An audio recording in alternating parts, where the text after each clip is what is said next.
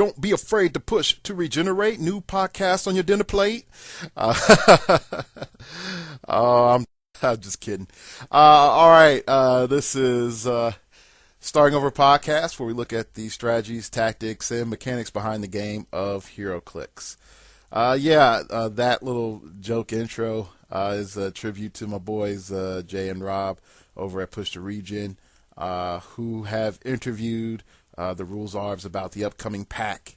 So definitely, after you listen to this show, go listen to that show. Or you can pause this show and go listen to that show and then come back and talk. Okay. Anyway, I'm going to tell you a story about my night. I got Injustice Gods Among Us. I'm a fighting game fan, okay? I was just sitting there. I bought my game. I played and played. I have a arcade fight stick for me to do all my moves and make me feel like I'm an Evo player, but I'm not, okay? It's got Tekken guys on it, and I felt manly, okay, playing with Wonder Woman and beating people up, okay? So it's 5 a.m. I had beaten the story mode. I had done practice mode. I said, Edward, it's time for you to beat some noobs online. And then my body said, no, it's not. It's time for you to go to bed. And I go to bed. And then the sun hits me in my face when I wake up. And I'm feeling rested. I'm feeling a little bit rejuvenated. And then I look at my phone. And I have about 100 messages telling me to look at the interwebs. And lo and behold, what do I find? I find we have a new PAC.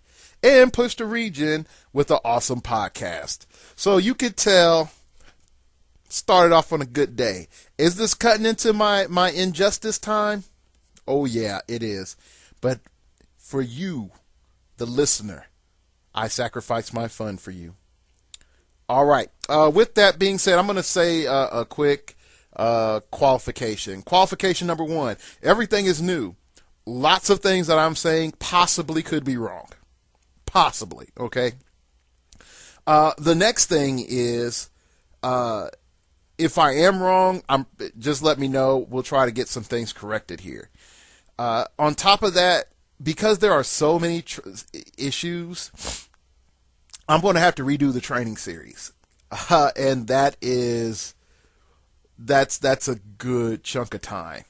So I want y'all to hit me up and really tell me, what do you want more of? Do you want this podcast up in position and every week good to go, or do you want me to spend most of my time on the training series?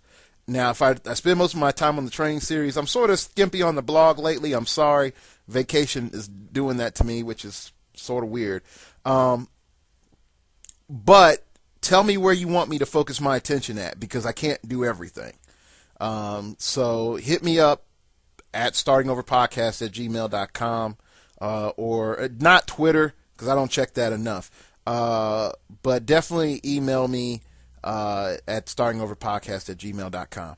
If you put it in comments, I still get it in the Gmail. So, all right. With that being said, we're going to look at just stuff at random, because it's that much of a grab bag goodiness. You can throw a rock and hit a change.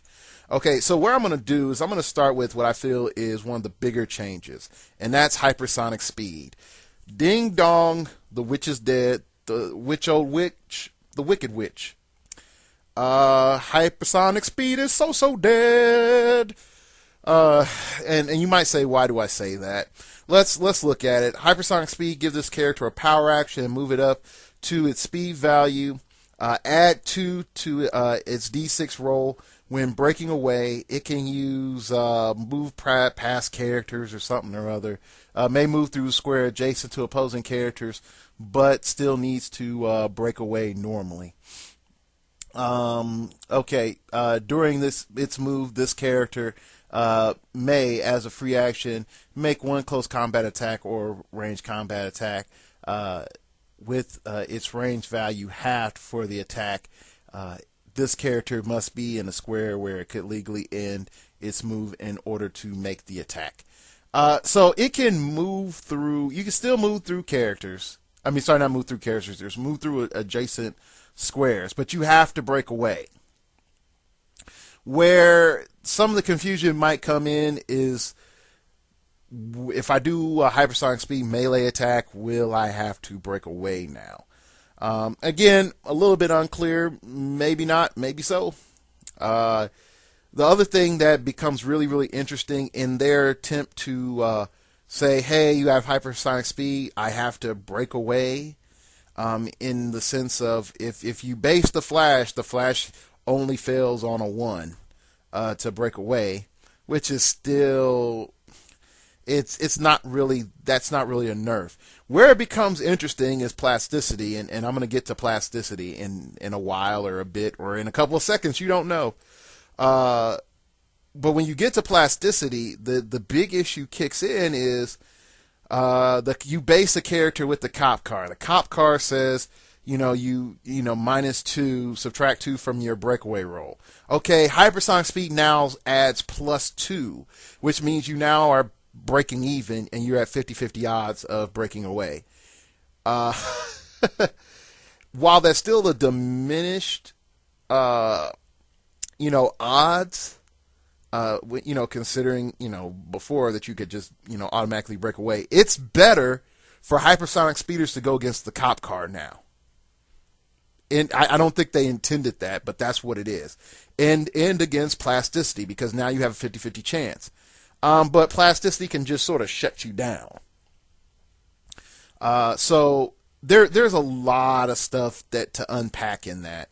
And I think that if they do make it so you run across or you go into a square adjacent to a character and they're like, well, nope, you're tied up, you got to stay here. Or you went in for that attack, nope, you got to stay here. It's going to be ridiculously frustrating. And so just watch out. People are going to find all the cheapest plasticity in the game to guard their big pieces or to even tie up certain pieces. Because now plasticity's job in the meta is to piss you off. Or to piss your opponents off. Who cares? It's going to be frustrating. Add in super senses and combat reflexes and steal energy and shake, stir, and enter a brand new world of oh my gosh, I didn't know that this could taste that delicious. What were we talking about, hypersonic speed again? I'm sorry. Anyway, I feel that hypersonic speed with its range reduction, with now that it has to break away, is as balanced as it can get. Without it being weak. And we already have elements in the game that's like, oh, do you have hypersonic speed, buddy? Go over there. Guess what, man? You get -1 attack and damage. A la the Justice League team ability. I mean, Justice League team dial. You have Harry Leland, who's like, hey, man, you have hypersonic speed? You don't get to move that far, or not around here. Kid Zoom, the other, what was it? Impulse? There's just so much stuff that just messes them up. So I don't want anyone to think that hypersonic speed is the go-to power. It's not.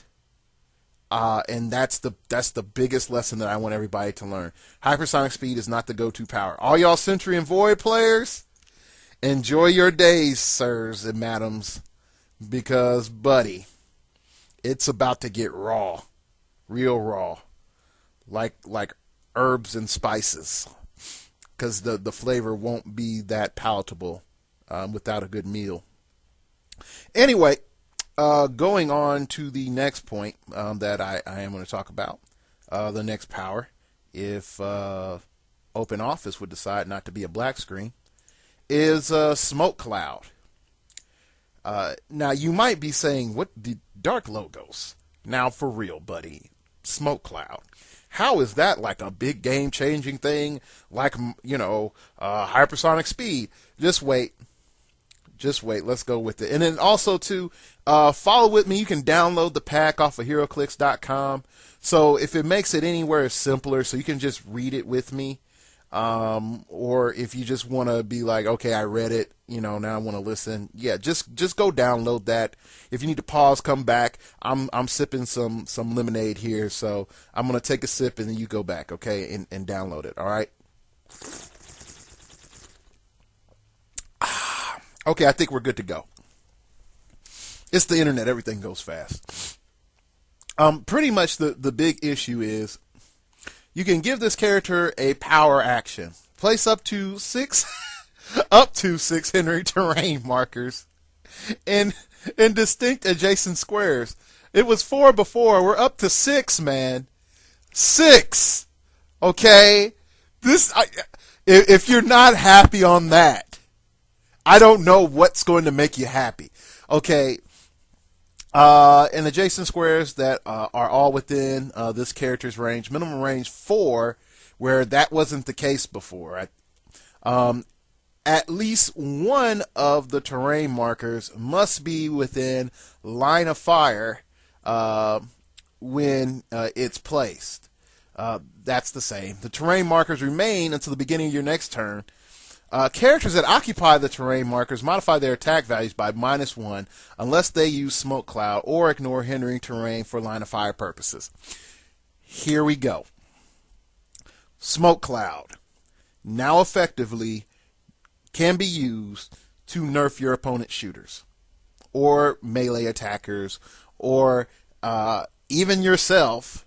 Well, even yourself if you have another figure in the cloud that doesn't have smoke cloud. Okay. This is another one of those, hey, add this into tick your opponent off martini and serve it to them. Very shaken, not stirred. The only thing stirred is them. Because now you're looking at a character that you have a 19D, and then you have smoke cloud, and you put smoke cloud underneath your opponent. So now their 11 attack is a 10, and it's a 9 for them to hit you. Okay, we are looking at the use of smoke cloud as something not just defensively of, ooh, look, I hide under it, but also, ooh, look, I mess you up, because not only is this hindering terrain, but guess what, homie? I mess with your attack value. Now, yes, Ultimates, Avengers Initiative, Superman, TA, Ursa, all those things ignore your smoke cloud shenanigans, so it's not invincible. But, buddy, you know how to piss off a Colossal? Yeah. Now, one thing that has to be clarified is the effect unique per character or unique for Smoke Cloud itself? Now, I'm going to say it's unique for Smoke Cloud itself, and where I'm applying is I have character number 1. It puts down Smoke Cloud underneath the multi-base character. Character number 2 puts Smoke Cloud underneath the multi-base figure. Is the character's attack -2? I'm going to say it's -1. But again, I could be wrong. Cheers. To you. Get your glass of something, because this is going to be a very enjoyable podcast. Preferably something with sugar in it, because I'm hyper. Okay, so Smoke Cloud. You add in all the poison ivy stuff. You add in all of the Scarecrow, and there's just a whole lot of characters that really benefit from it. Then you add in the element of the utility belt. It just keeps getting better. Just keeps getting better. All right, next up, we are going to look at Energy Explosion. This one I feel is broken. And a lot of you might not think so. But I really do think this is broken. And we're going to read the power. You're going to see why. when this character is given a ranged combat action and deals damage, so you have to deal damage, but you have to do a ranged combat action first. So you just don't target people for energy explosion. You actually have to do damage first. An area of effect may include all untargeted characters. Okay, so all your untargeted characters that are adjacent to one or more hit targets. Hit targets are dealt damage normally. Okay, other hit characters are dealt 1 damage for each lightning bolt on the character's base. Okay, on the character's base, not what you can add. Okay, I'm going to explain this, and I really want you all to sort of take in how jacked up this is. Okay?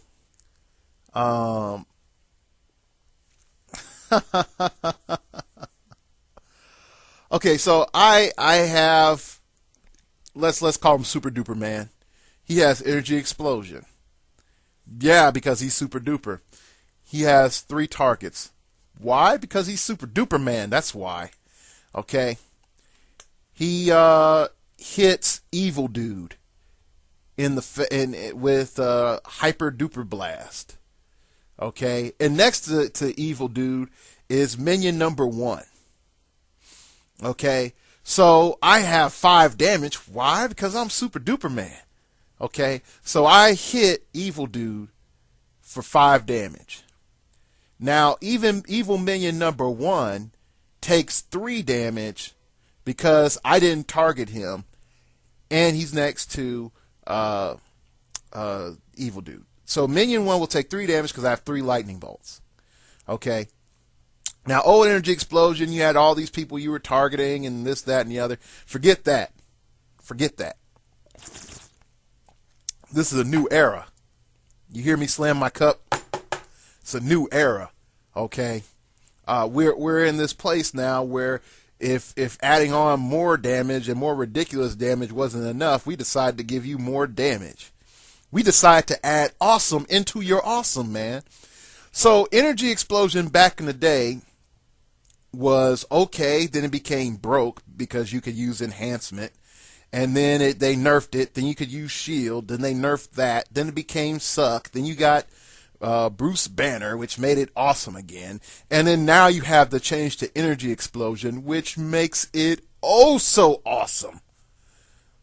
Like I said, I add awesome into your awesome. Okay, so does this make Bruce Banner meta? Oh yeah. Oh yeah. Like high level meta. Because let's take, for example, the lovely Starfire from Streets of Gotham. Streets of Gotham, Starfire running shot, shoots a normal target. She has Bruce Banner with him. She hits Softy McPudge, and right next to Softy McPudge is Super Duper Man. So Starfire hits Softy McPudge. The splash damage hits Super Duper Man for 3 because it's penetrating. So yeah, and Starfire's meta too. Hyper meta, gotta love it. Now, I will say this: they do have this point in here where it's a little confusing because pretty much they say hit targets are dealt damage. Normally, other hit targets are dealt 1 damage for each lightning bolt printed. So, are they still implying that I do have to make my attack still has to be able to hit the additional targets? I'm going to say yes, but I could be wrong. So does that mean that you automatically can use energy explosion just to hit a low defense guy that's next to a high defense guy and hit that high defense guy automatically? Most likely not. But what it does mean is that 2 or more lightning bolts for energy explosion with Energy Explosion is ridiculously strong. Somebody pointed out, I think it was Jay or Rob, that Blue Beetle all of a sudden becomes really, really strong from Streets of Gotham. And so, yeah, he does, or is it the one from Streets of Gotham or 10th Anniversary? I don't know. I think it's 10th Anniversary. He becomes really, really strong. At the same time, he gets some. He's not just relegated to being the pilot of the bug, which I think a lot of people, that's all they really did with him. Anyway, so Energy Explosion. Like I said, awesome, and you're awesome, man. So much awesome. Next up is Mind Control. And you might say, like, Dark Logos, we already know Brother Voodoo is awesome. You say him every podcast. No, man. No. Others have been elevated. Mind Control. Give this character a close or range combat action. Minimum range value 4. Implication is that in the future it can be combined with running shot or charge. And it can be done with the Infinity Gauntlet. Chip cheerio. That deals no damage. A successful hit target becomes friendly to your force. Each target hit may be assigned one action as a free action immediately after which the target becomes an opposing character again. Deal this character one unavoidable damage. If they successfully hit targets, combined points values is 150 points or more. Okay, so what does this mean? Well, I drink more lovely lemonade. What does this mean? First off, if I'm able to mind control, let's say him, Giant World Eater Man. Yeah, there you go, Giant World Eater Man, because it's not Galactus. Galactus is immune. Well, there's a couple of Galactus immune to mind control. Anyway, we mind control Giant World Eater Man to make him multi-attack on his own army. We only take 1 damage. Okay, and so it says a combined of 150 points or more. So there isn't this massive, huge feedback damage, which is not in the game, but we call it feedback damage. There's not this massive, oh man, I can't mind control him because he's 500 points and I would take 5 clicks of damage and that would kill me. Now it's like fear the mind bender, because the most that a figure is going to take for doing mind control is 2, and that's 1 for pushing and 1 for using mind control on a character over 150 points if they don't take the unavoidable damage. Just pure and simple. So that in and of itself is awesome. That is a game changer. Why is that a game changer? It means that while you can play Professor X, or when you do play Professor X, you have an incentive to mind control instead of just psychic blasting every time. You would think people would just do more than that. But anyway, you can take characters that do have mind control and actually seriously consider that as a legitimate option. Is Brother Voodoo still the Brokens with mind control? Yes. Is Poison Ivy, really both of the new Poison Ivies from No Man's Land and Batman, still Brokens? Yes, they are hella good. Okay, are there other characters that have mind control in the past now all of a sudden a lot better? Yes. Like Empath, so much better. Old school, I think Karma. Old school Karma? I think she has mind control. So does Daniel Moonstone, I think. Don't quote me on that one. Don't quote me on Daniel Moonstone. Probably not. But definitely old school Karma got way better. Old school Professor X? Ultimate X-Men Professor X? Oh man, if you have him, break him out. It's a party. It's a brand new day for him, my friends. He's coming back and saying, remember me? Oh, you forgot about me? I did that to your brain. So yeah, mind control. That is on the come up. It is super meta. So what also does this mean? It also means that vehicles are not safe anymore. Point blank. Now you could say, oh, Brother Voodoo. Now you don't have to play Brother Voodoo. You can look at other primes. And I think that's good. Do I like it that one of the strongest characters in all of HEROCLIX is an African American? Yes, I do. Do I like the fact that everyone has to almost play him every tournament so that they're competitive? No, I don't like that. So you do have mind control options once the pack becomes official. Okay. Next up is Range Combat Expert, and I'm going to merge Range Combat Expert and Close Combat Expert together. Pretty much I'm just going to summarize them and saying, hey, I have the option of having +2 damage, or I can have +1 attack, +1 damage. Okay. And those options are there. Or I can have +2 attack.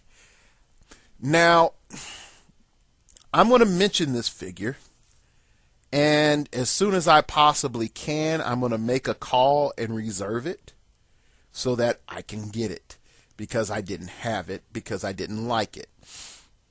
And that is Wonder Woman from the Team Packs. And you're going to say, what, Dark Logos? Really? Wonder Woman from the Team Packs. She is horrible. 10 attack. Yeah, she does 6 damage with Close Combat Expert, but you're talking about now, that's like a wild haymaker, and she has charge? Like, come on, buddy, who is she going to hit? Well, with the average defense being an 18 to a 19 now, if I take that +2 and shift it to my attack, and now I have a 12,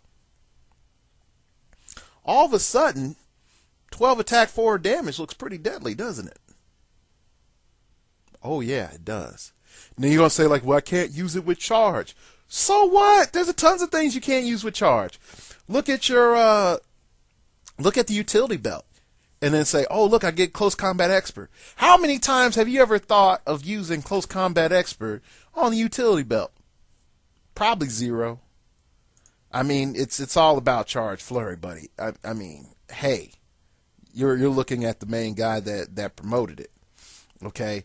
So you're looking at all of this stuff. Why am I using Close Combat Expert? It doesn't make sense. Well, now I have +1 attack and +1 damage for my melee attack. Oh, wow. Hey, I have +2 attack for my melee attack. Now all of a sudden it makes sense, because if I have +2 stats, why do I need to have +2 damage on top of that? That's just stupid. That's just stupid. So now you can look at No Man's Land, you can look at your utility belt, and you'd be like, oh, I got Range Combat Expert. It's like, oh, so you can't use it fully. Haha. Guess what? I'm going to go +1 attack, +1 damage. Now I'm capped attack and damage, son. What's up? Okay. So Close Combat Expert, Range Combat Expert, Game Changers. Game Changers, definitely when you look at those characters that also say, when I do a range combat, attack or whatever, I can get +1 attack or +1 damage or whatever else. You can stack those effects on there as well. So all in all, good stuff. Also, people, I want you all to really think about this really big change. Definitely do for Range Combat Expert and Close Combat Expert.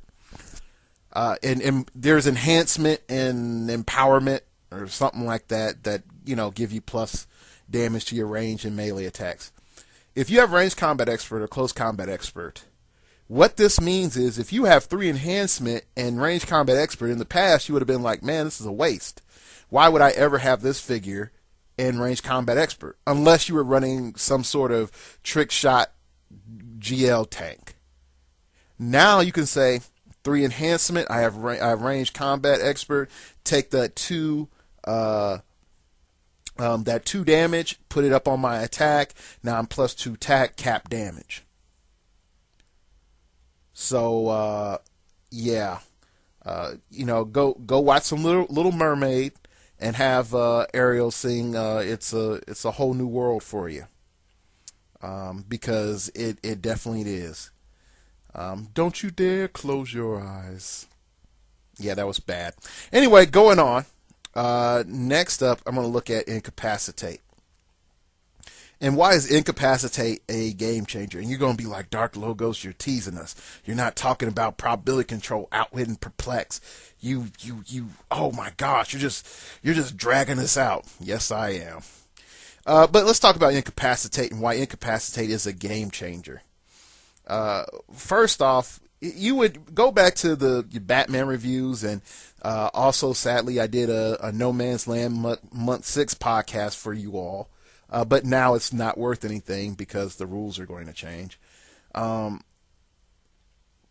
anyway, what I've looked at was the Batgirl, Barbara Batgirl, not Gooper Rain Batgirl, and she had an incapacitate that made it so that you would give unavoidable damage when they're pushed.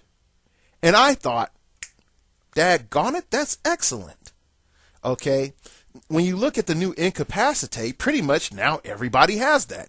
Give this character a close combat or ranged combat action to make an attack that deals no damage. If the attack hits, give the target an action token. If this target already has 2 action tokens, deal this target 1 penetrating damage. So is Barbara Gordon Batgirl still good? Yes.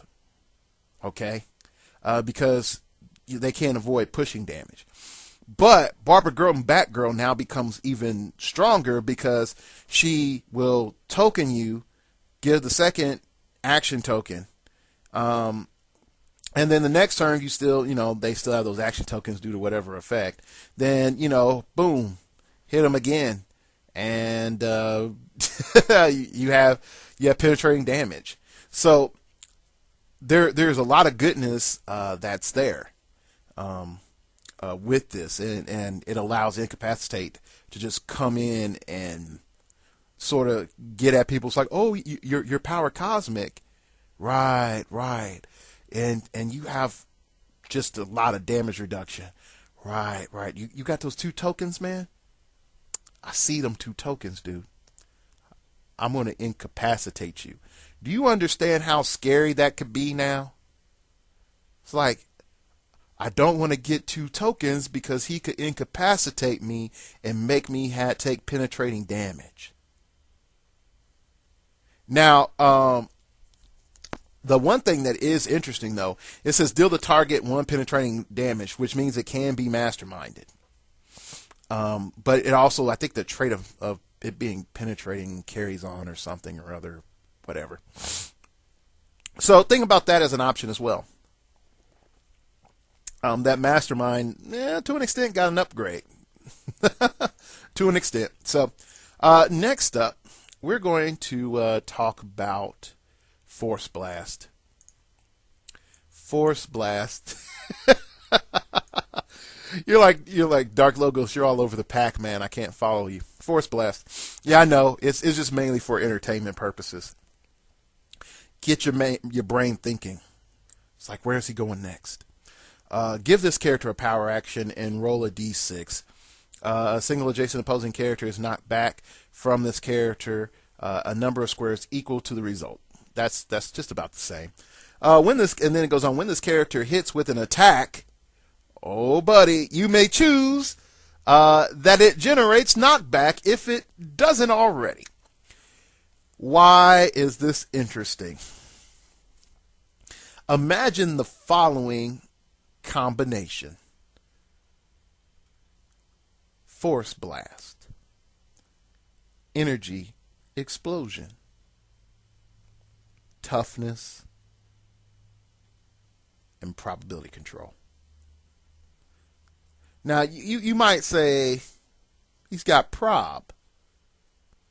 Yeah, but the other 3 powers together, you're sort of a 4 is like, meh.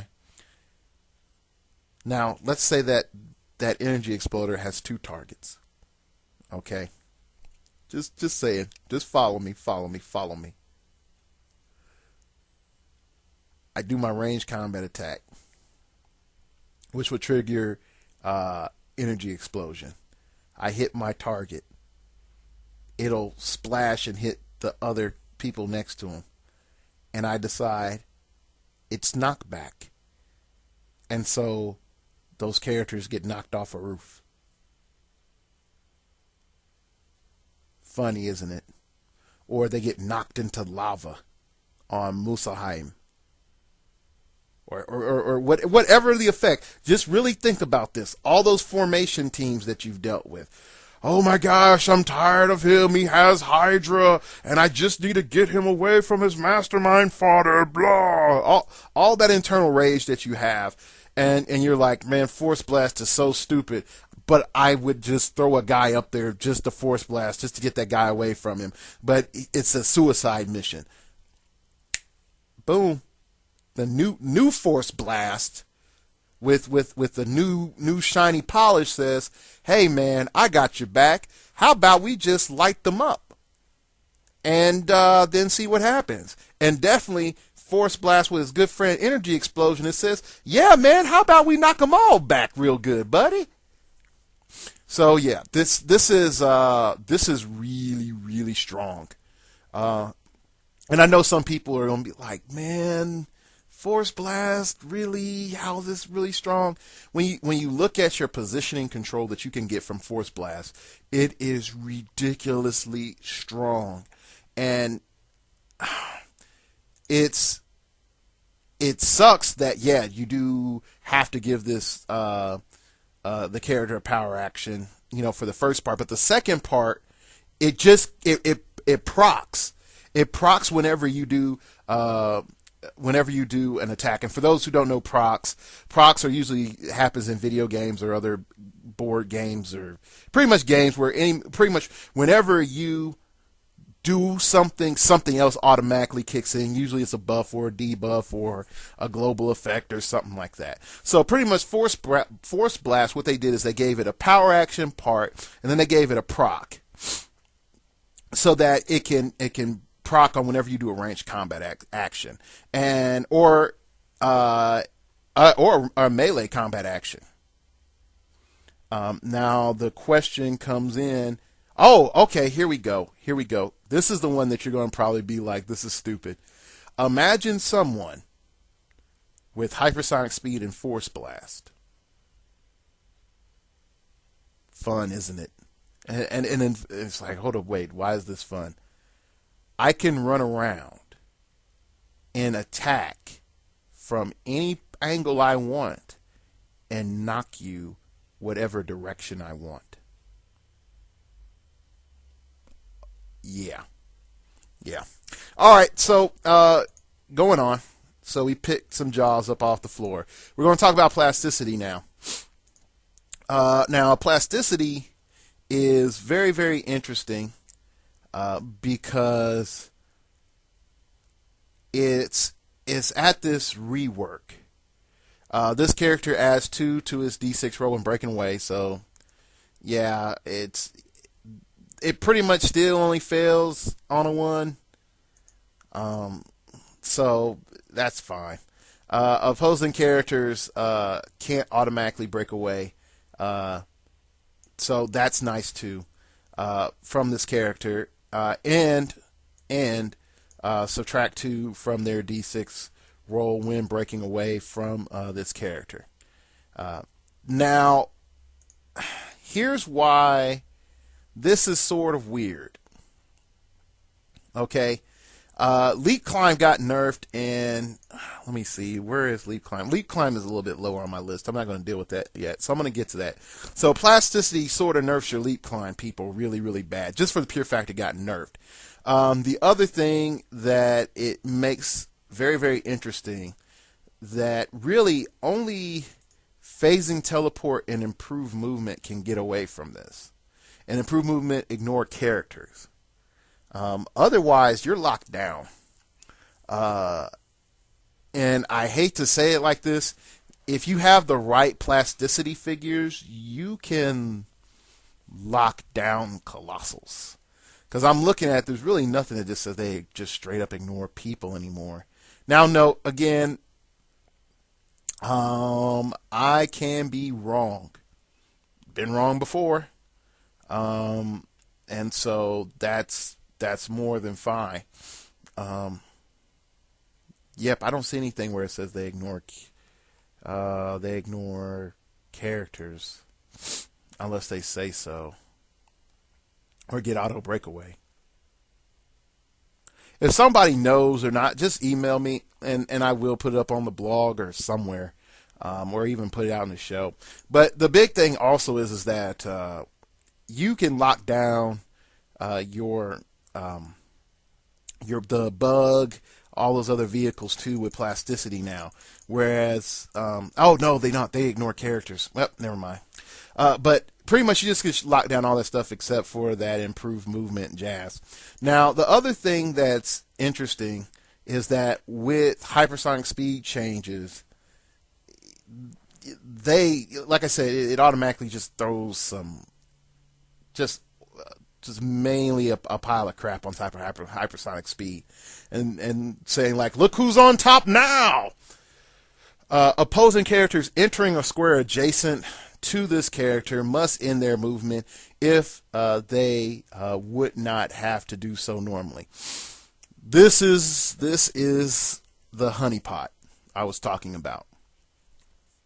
All right, so for those older players, imagine having this rule playing on the jail map from Sinister. Imagine having this right at that choke point that leads into that middle cell area. And you have a character with plasticity. Pretty much, if you put that character in that choke, there is nothing that's going to get past that.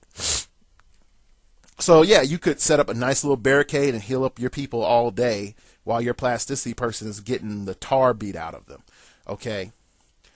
What this means is that if we're dealing with a map, and we know it's a fixed map with a bunch of walls, we can actually set up a perimeter that's effective against everything but improved movement, ignore characters, and phasing. Characters that would sort of like transporter by, hypersonic speed by, leap would normally in the past leap climb by, can't do that anymore.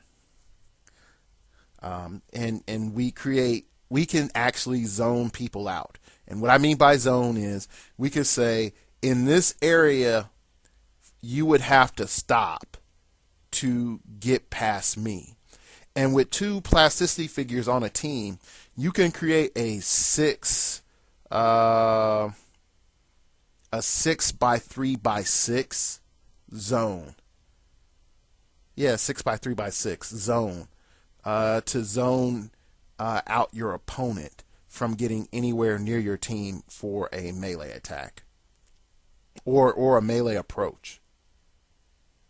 And nope, it's not 6 by 6. Yeah, it would be 6 by 6. Because you would have them adjacent. You wouldn't overlap it. Yeah, 6 by 3. Yeah. So definitely plasticity. Can I say it's high level meta? It's B level meta, B plus. Where it's going to get real interesting is plasticity, poison, exploit weakness, and I think Element Woman. I think that's it. Element Woman from and again, people, this is off the top of my head, so I could be really wrong. Element Woman out of the Superman set has all that stuff, and I was like, yeah, she's awesome. But yeah, Element Woman. I'm checking here. Yeah, here we go. I was right. Plasticity, poison, exploit weakness. Yeah, so 67 points. All of a sudden, she becomes meta and worth considering. And I know people are going to be like, she still sucks. It's, yeah, whatever. All right, moving on to the next thing to talk about is, all right, I'm done teasing y'all. Okay, we're going to talk about probability control, perplex, and outwit. And what does this mean?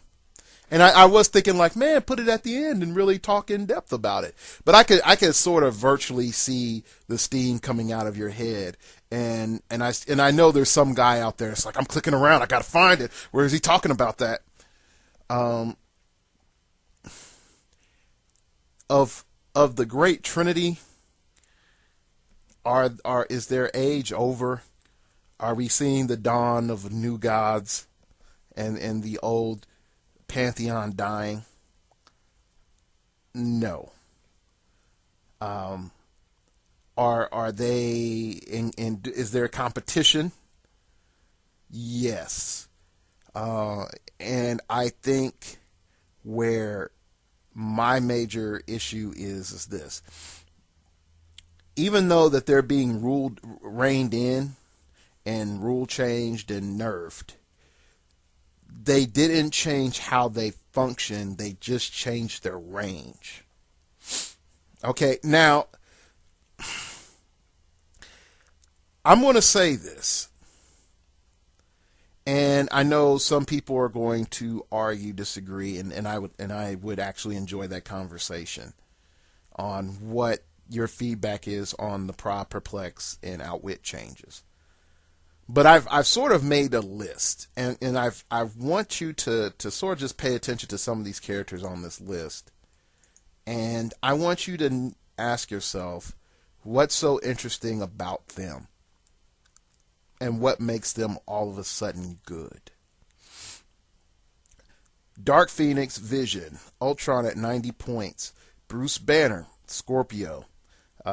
Batman, number 13 from Streets of Gotham, I think. Or is that Streets of Gotham, Batman? Yeah, I think that's Streets of Gotham, Batman. Number 47, Batman from, I think that's the Batman set. No, that's Streets of Gotham, too. Sorry, hold up. I have to go back to my list. Yeah, the two Batmans are from Streets of Gotham, number 13, number 47. Bad Samaritan, Black Queen, Batman, Green Lantern Batman. Go to the Bruce Wayne, actually playing the Outwit Dial Bruce Wayne. Batgirl from the Gravity Feed. GCPD Officer. Steel at 100 points, and Steel at 130 points, Imperiex, and Darkseid. What makes these characters oh so awesome? Well, they all have starting out wit. You're going to notice that. But you're also going to notice that they have more than a base 3 range. Now, definitely Bad Samaritan, he needed something to make him good. He really needed something to make him good. Why is this a big deal? And let's just go into the pack, and I'm going to go over to Outwit and just use it as a framework. Give this character a free action to counter a power or to counter ability possessed by a single target opposing character until the beginning of your next turn. Any game effect with a duration specified by the counter power or combat ability are removed. A character using this power must be within minimum 6 range and line of fire to the target. Minimum 6 range and line of fire. Want you to think about that. Okay? Minimum 6 range. And you're going to say, Dark Logos, Dark Phoenix has 10 range, Darkseid has 11 range. Yeah, all these things are based off of your range values now. And they can be modified. So, the Shield TA got a huge boost in value. Huge boost in value. You could say if you play an Avengers team from this day on that's Golden Age and you do not include Steve Rogers, you are an idiot. Unless you don't have him. Then I would be like, go on eBay and spend $3. Okay.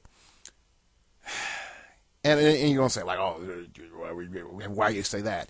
Okay, if I have a base range of 4, and I have 3 shield guys, I now have a 7 range for my Outwit, Prob, or Perplex. If I have a 6 range base, and I have 3 shield guys, then my Prob range is 9. if I have a 10 range and I have 3 shield guys and I have perplex, I can now use my shield to perplex up my range up to a 13 from 10. This is scary. Okay, and why is this scary? Let's go down to the two grand defenders. I think are Imperiex and Darkseid. Dark Phoenix a little bit. Dark Phoenix is the best outwitter in the game for modern age. Outwit, running shot, TK, pulse wave, and invulnerability, good stats. And she gets hypersonic speed and 11 attacks. So going back on to the two big offenders, Imperiex and Darkseid. Darkseid's biggest weakness always in the past was Darkseid could shoot farther than he could outwit.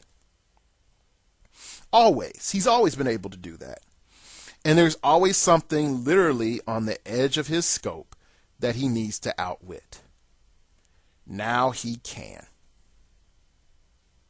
Or better yet, he can now up his range to get things that were ridiculously far away before. Yeah. Now, again, what I say, minimum 6, not maximum 6, minimum 6.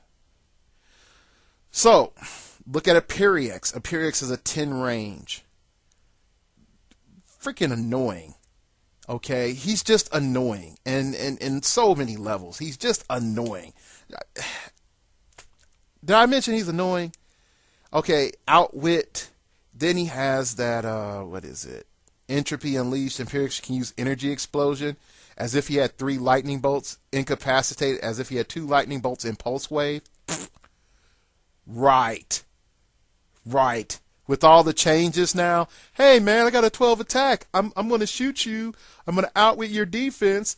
I'm going to light you up and shoot you. Oh, you got you and your buddies around, and there's a couple of guys outside my blast radius. That's fine.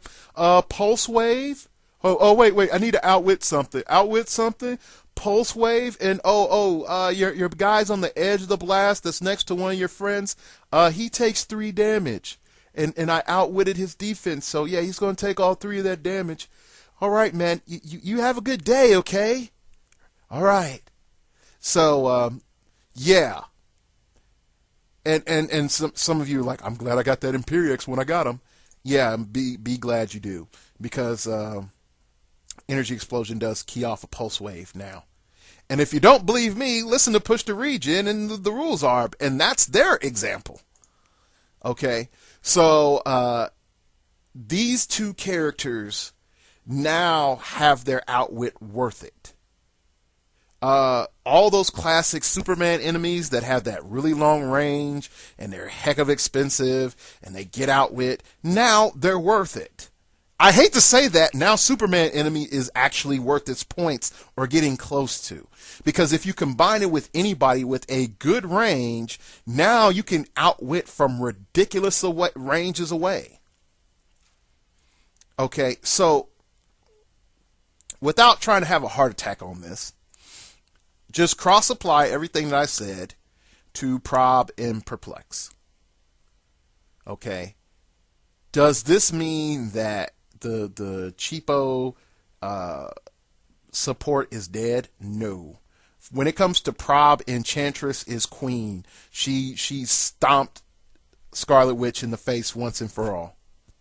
And you might say, okay, why is that? I have an 8 base range with Enchantress. I have a 6 base range with Scarlet Witch. Who's going to be safer doing Prob? But Scarlet Witch gives me Perplex, and I can Perplex up her range to a 7. Then you're wasting your points. You're wasting your points. Because what are you normally using that Perplex on? Your team. What are you normally using your Prob on? Your team. How can she be in a safe position? She can't. Now she is a riskier endeavor. And I never thought I would say that. I kid you not. These rule changes have made me seriously think about everything. Anyway, plasticity, by far, super duper awesome. Going on to Flurry. Flurry is very interesting because pretty much you can just keep doing your Flurry no matter what. So if you take that Mystics or you critically miss or anything else, Flurry you can still use it, which is a positive. Whereas before, there's some risk about, do I charge Flurry against a character that has Mystics, or even more so, do I charge Flurry and I have Still Energy? So there's some characters that you can look back and you can see like, oh man, this is going to be awesome. At the downside, I don't know how that's going to affect the stats issue. Okay, so take for example, you can use Flurry.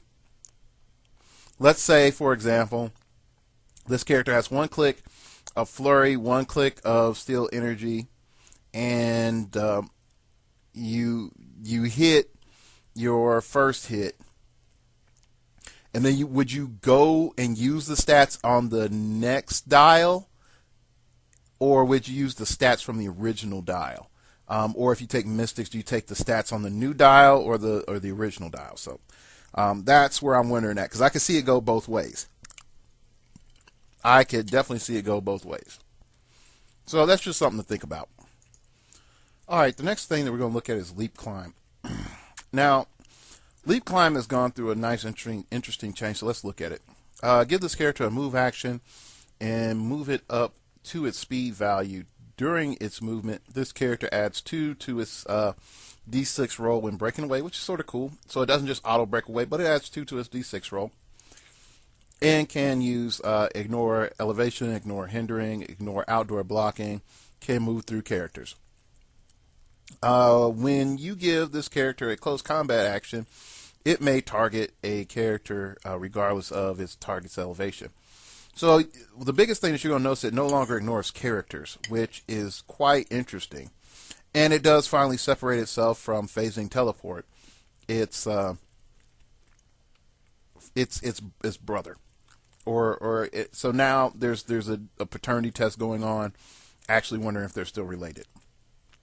They're still similar, but there is some questions on, okay, when is Leap Climb valuable? Now, this also means that you can actually tie up a Leap Climb figure. Who would have thunk that would ever happen? So, watch it. Don't make any assumptions, because this is one that could really, really bite you in the butt, either in team design or playing against somebody or even playing yourself. And I sort of can't wait to play with the new rules, but at the same time, I know that this is one that's going to get me. But I need to be aware of that one. Definitely Leap Climb. Be on the lookout for how that's going to affect you. Okay. The way it's going, this is going to be an extra long show, and I apologize. I haven't done an hour-and-a-half show or over an hour show in a while, so bear with me now. Bear with me. This is a lot of stuff to go through. All right. We look at Quake. Quake has, it reads as follows. Give this character a close combat action. This character's damage value becomes 2 and is locked. Make a close combat attack that targets all opposing characters. This character can attack with a close combat attack. Each hit character is knocked back 2 damage. So 2 squares. So it doesn't matter if you hit or not, you can knock back. And that's a big deal. So it's not based on, your knockback isn't based on damage dealt or doubles. At the same time, you don't get any bonuses for, like, let's say you roll doubles, and then you wouldn't knock back, additional 2 or anything like that. You're still just knocking back 2. So it's nice to know that no matter what, you can still reposition people with Quake. That's the really, really awesome part. So think about that in your team building. Next up, we're going to be looking at super strength. And I think this is not as big as the other things that I've mentioned. And the change is when a character moves due to its own effect, due to its own action, it may either pick up an object or place an object it is holding. The object must be picked up from a place in either a square the character occupies or an adjacent square. If this power is lost or countered while the character is holding an object, immediately place the object in the square this character occupies. Where this is nice is that we can finally put down objects. Hooray! Superheroes have figured out how to do that. Is this, broken? I see the abuse that's coming. Some of that abuse is, hey man, look, my Batman has Suit of Sorrows, picks up the heavy object. Okay, we've moved somewhere. Okay, now we're going to move again. I'm out in the middle of nowhere. I need to be here for my outwit, and plop. And so you're sort of stuck, like, okay, I'm on my object and I'm Batman. So I can see that being something interesting. Another thing I come to think about it, I wonder how Battle Fury is going to interact with Prob and Outwit and Perplex now. Anyway, just something, just a little thought. Anyway, but overall, it's a minor change. It has some implications. Definitely, one of the biggest implications is that the bat signal is immobile now. So you can't pick up the bat signal, which was going to be like a major part of my tech. And when I even talked to you back about objects, what to consider, now that that's gone, it's sort of like, that really sucks. That was actually going to be something significant. The next thing I'm going to talk about is multi-attack. And this one, I will say, hey, I could be wrong on this. But I am sort of taking some stuff off of the cues from the conversation with the Push to Regen guys. Pretty much, multi-attack reads as follows, and just bear with me because it's one of those things. It's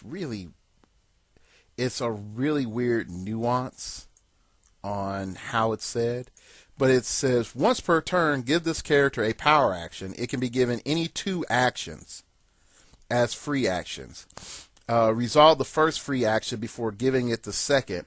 Modify this character's damage value by -1, a minimum of 1. This ability can't be countered. Okay, what is this issue that I'm bringing up? Pure and simple, it says any 2 actions, and the way that it's worded previously with multi-attack, that you could use the same action twice, but a character can't use the same free action twice. Thus, my oh so awesome master mold, it can't use ranged combat expert twice, or Zoran the Tester cannot use the incapacitate twice with multi-attack. Yeah. For those people who are like, yay, Zoran the Tester is nerfed. Yeah, he's nerfed. So is Galactus, so is Master Mold, so is in any character with multi-attack, even Sentry. So Sentry got bit on the butt not once, but twice. So, sort of clarified. Sentry can move, and he can hypersonic speed. He's fine. Sentry can Psychic Blast and normal attack. He's fine using multi-attack. He cannot Psychic Blast twice, and he cannot hypersonic speed twice. Okay?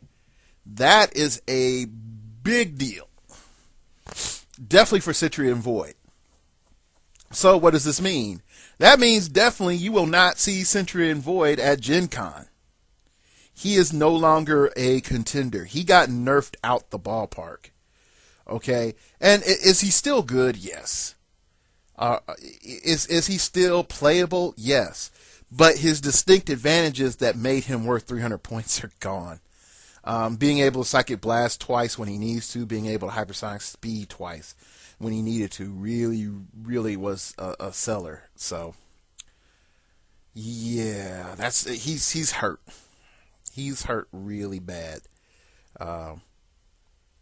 for his offensive capability.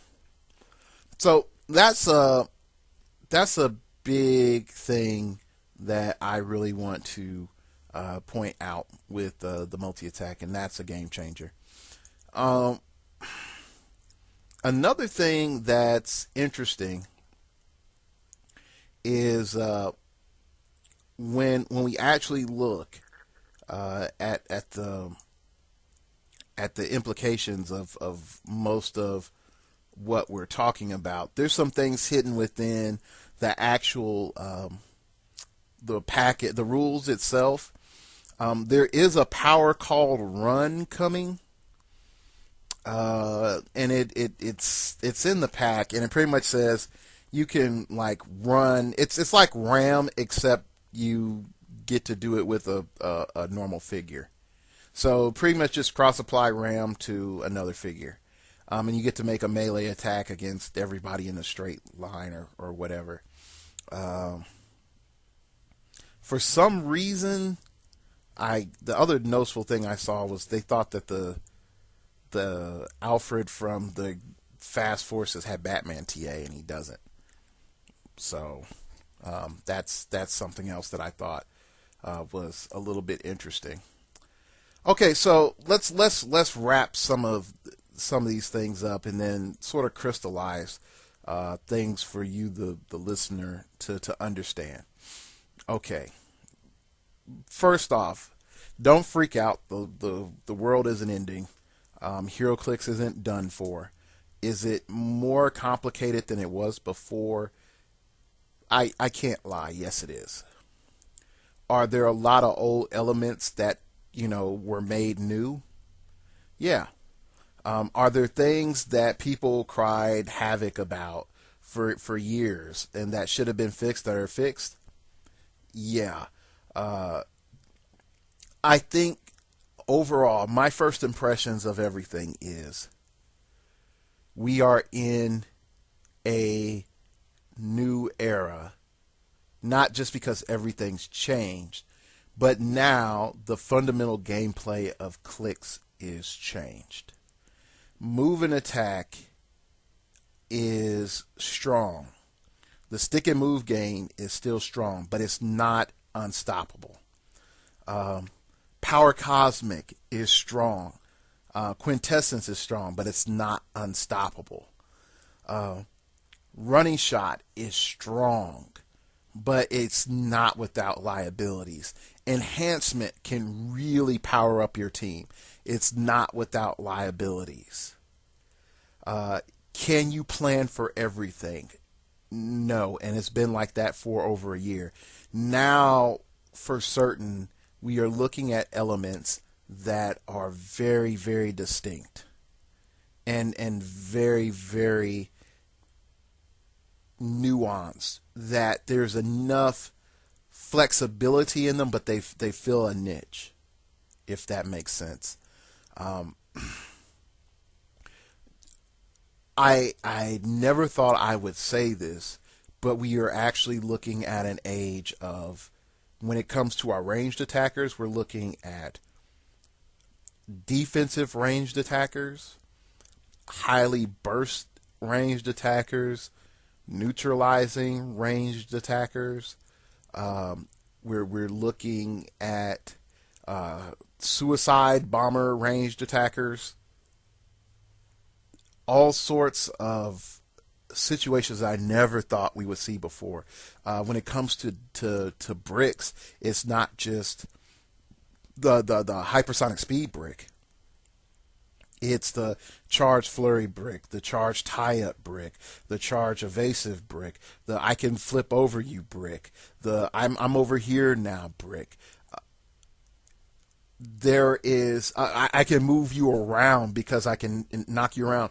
The very upfront stationary brick, that uses close combat expert to its fullest. I never thought I would see that, nor say that that's viable. When we're looking at support, we're looking at the harass support from poison, to incapacitate and smoke cloud, to, hey, look, I boost range effects, to, yes, your typical Trinity, but we now know our formats for our typical Trinity are unacceptable. Okay? We still have killer medics, and I'm surprised they didn't nerf support. I'm really surprised that you don't get like a -1 attack or something. I mean, considering everything else that they've done to all the other support powers. You have disruption with barrier, having a minimum 4 range. I really, really, really, really think we have some really good stuff here. And then you're going to be like, oh, Dark Logo, she didn't fully talk about all the special powers and that are new, all the pink puffy powers. They're really straightforward. I mean, Precision Strike, it says, hey, guess what? When this character makes an attack, it can't be evaded, and damage dealt can't be reduced below 0.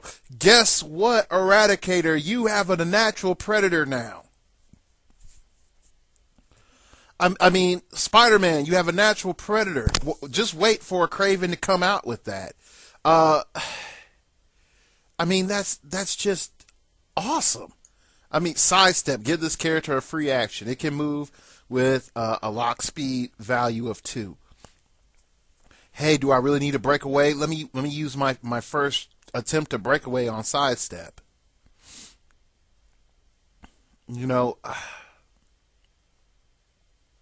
There is a lot of just pure goodness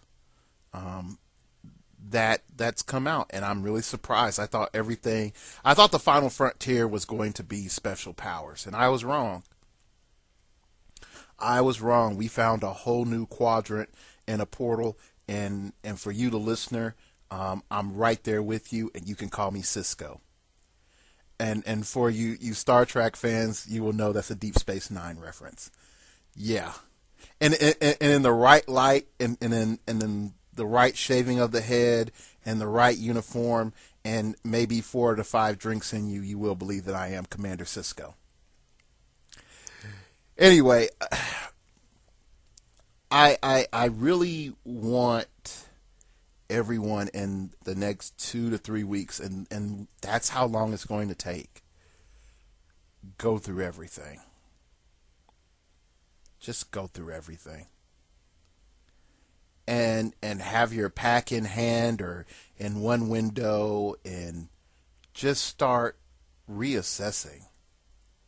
Like, man, this is good. This isn't good. Man, that Watchmen set is good this way, but that Dr. Manhattan now sucks because he can't pulse wave for 3 times in a row.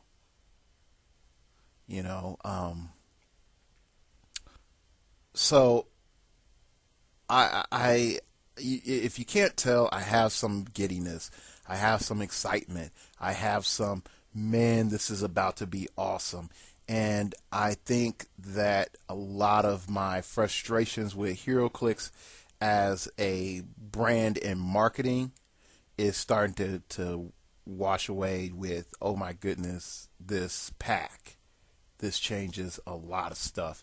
And I would even say a lot of what we call power creep in Marvel and DC 10th, some of that stuff became way stronger, but some of that stuff became balanced. And things like Iron Man, he became ridiculous. He became really ridiculous. So now I, as a commentator, have to say, I don't know about Teen Titans.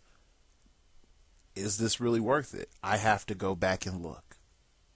I have to look with fresh eyes and new information and a humble spirit, because all the things that I knew before were wrong. So anyway, I want you all to go and look at the player's guide. Look at the comprehensive modern age rules. There are some things that are in there that you definitely want to notice. Definitely with their ruling on or actual perpetual effects.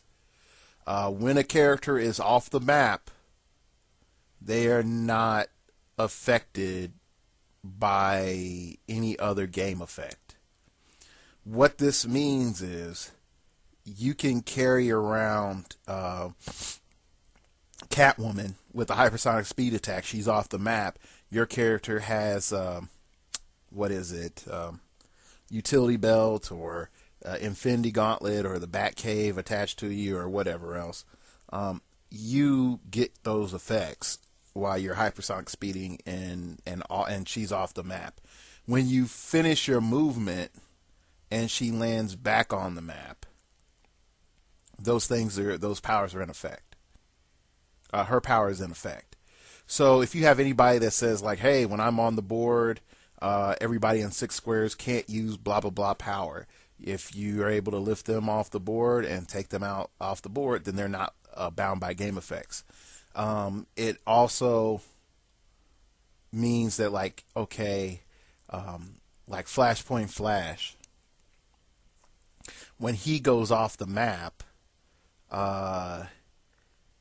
if he says I want to stay on click 1, I don't think he would take a click of damage when he returns back to the map.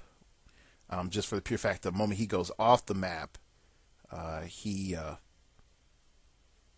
not affected by the Infinity Gauntlet.